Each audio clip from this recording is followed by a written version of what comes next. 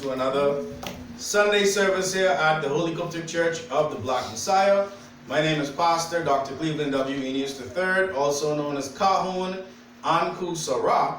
And of course, we always encourage those who may be watching this video through Facebook or YouTube or however they may be seeing it to come down to historic Baintown any Sunday at 9 a.m. for our weekly Sunday services, or any Wednesday at 7 p.m. for our True Light Fellowship and Bible study, as we are a teaching church, and we encourage you to come and question what you may have heard during one of our sermons or one of our True Light Fellowship Bible studies, or just simply a question that you may have generally had. Bring your Bibles, bring your notebooks, and of course bring your questions.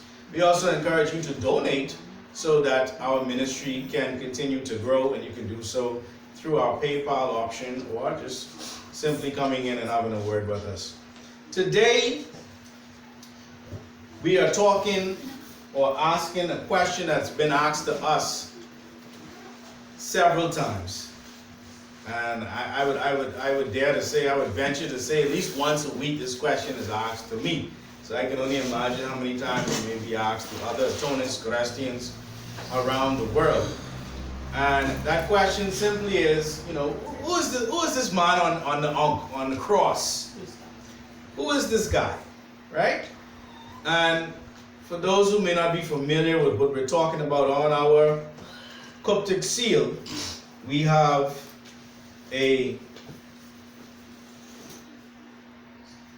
Ankh, or the African cross, and on that African cross there is a man who many say or believe to be Jesus Christ. And so just recently we were all propagating, and an elder came up to me and said, "I like your Ankh, but why you have a dead man on your Ankh?"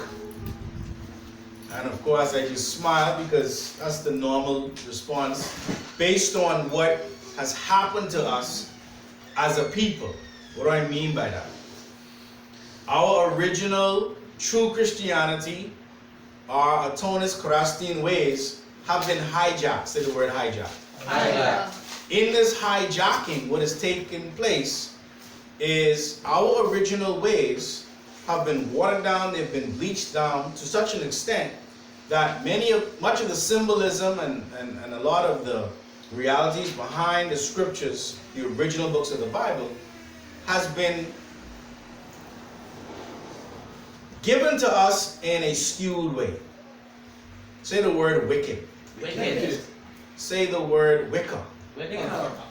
This word wicked is related to the word Wicca in such a way whereby if you ever see Wicca furniture and the way that they twist the wood to create this furniture, right? The same way that the wood is twisted is the same way truth can be twisted. Okay? And if we use that analogy or look at that analogy a little closer, the wood is still wood. The wood is still essentially what it is, but it's been twisted to suit the needs of those who were twisting that wood. Come on? And so the same thing has happened with our true religious identity. A lot of the essential aspects of it remain the same. However, it's been twisted. And so this symbol that people are used to seeing of a man on the cross and saying that it's Jesus Christ is not a symbol. This symbol did not become a reality in the monotheistic churches until the 5th century AD. This is way after the supposed crucifixion of Jesus Christ. And so these are things you can always look up, but I want us to just be aware of some things. We're gonna answer the question of who this person is on this Ankh, or what we call a cruciform, right? And before we do that, I want to jump into the Papyrus 1. Papyrus 1, the 12th scroll. We're going to see something here in the 153rd verse.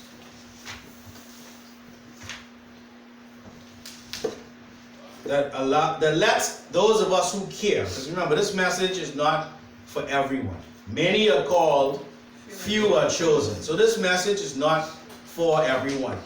And so for those who it is for, what we are being allowed to understand is that this cruciform, which sits in the middle of the Coptic seal, it's a sign of the day and time that we're in. And so we go to the original books of the Bible, the first papyrus, the 12th book, the 153rd verse.